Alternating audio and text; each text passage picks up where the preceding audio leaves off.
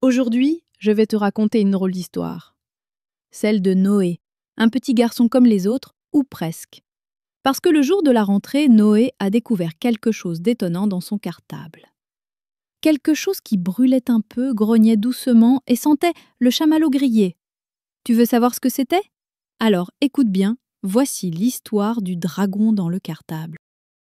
Noé avait 6 ans, et ce matin-là, c'était la rentrée des classes. Il avait un nouveau cartable rouge avec une fusée dessus, des crayons bien taillés et un petit creux dans le ventre à cause du stress.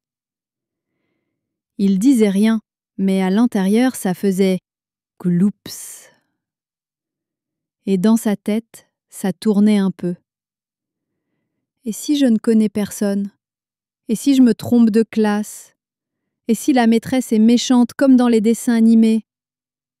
Sa maman lui serra la main très fort. Tout va bien se passer, mon cœur. Noé hocha la tête, mais il regardait quand même son cartable bizarrement. Il avait entendu un gronk dedans. Pas un gros gronk de monstre affamé. Non, un tout petit gronk, timide, comme un éternuement de chaton, mais plus chaud. En classe, tout le monde posa son cartable au fond de la salle.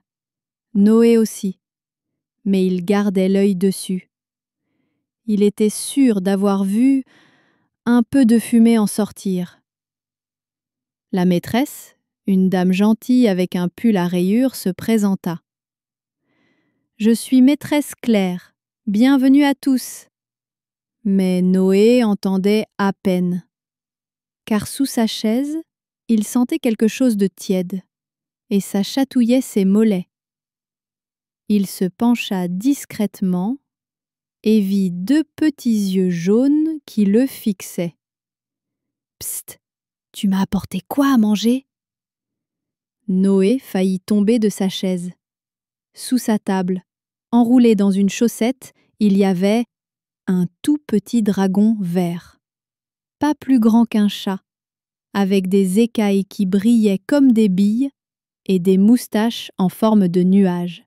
« T'es sorti de mon cartable ?» chuchota Noé. « Bah oui, tu crois quoi? Tu l'as pas senti quand je ronflais cette nuit? »« Mais t'es un dragon ?»« Bravo, Sherlock, je m'appelle Zigzag et j'ai faim. » Noé regarda autour de lui. Personne n'avait vu le dragon.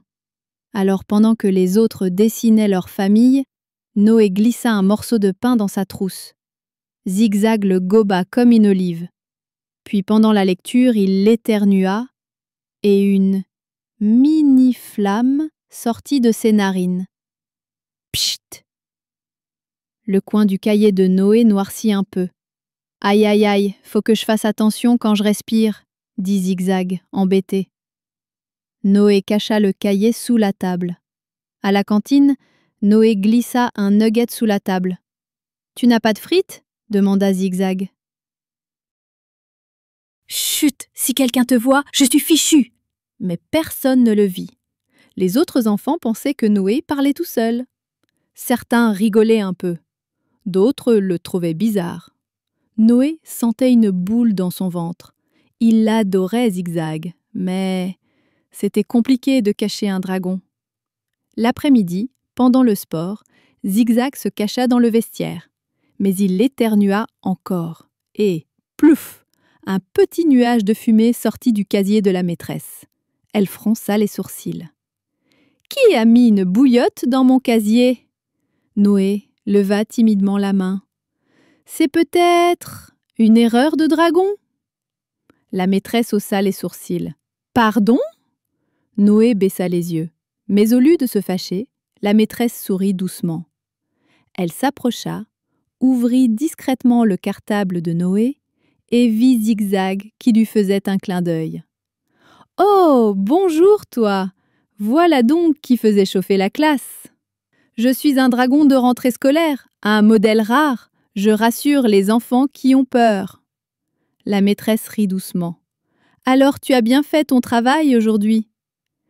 À la fin de la journée, Noé n'avait plus peur. Il avait même levé la main 2 fois, parlé à une fille qui aimait les dinosaures et mangé 2 frites de plus que d'habitude. Et quand il remit Zigzag dans le cartable, le dragon le regarda avec tendresse. « Je crois que t'as plus besoin de moi, petit gars. »« Si, reste encore un peu. »« Peut-être, mais je vais dormir, d'accord ? Et si un jour tu sens que ça recommence, tu sais où me trouver. » Noé ferma doucement le cartable. Il souriait, pas parce qu'il avait un secret, mais parce que ce matin, il avait peur. Et ce soir, il avait un ami avec des ailes, et une haleine qui sentait toujours un peu le chamallow grillé. Et voilà, c'est fini pour aujourd'hui. J'espère que tu as aimé cette jolie histoire.